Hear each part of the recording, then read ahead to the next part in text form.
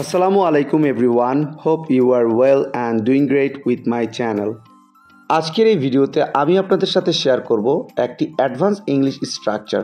So ভিডিওটি না টেনে শেষ অবধি দেখুন। মদ না খাওয়ার চেষ্টা করো, ধূমপান না করার চেষ্টা করো, মারামারি না করার চেষ্টা করো, খারাপ লোক নির্বাচিত না করার চেষ্টা করো। এই প্রতিটা বাক্যে যে জিনিসটা কমন আমরা দেখতে পাচ্ছি সেটা হলো না করার চেষ্টা করো।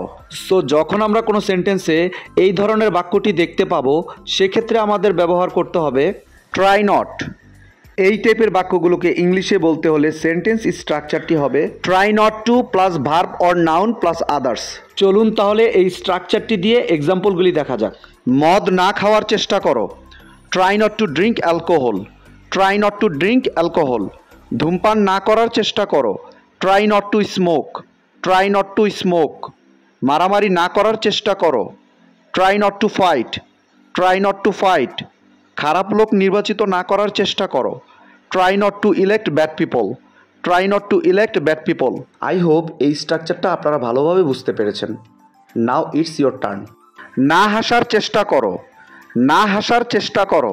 এই বাক্যটি ইংলিশে কী হবে আপনারা কমেন্টে লিখে জানাবেন।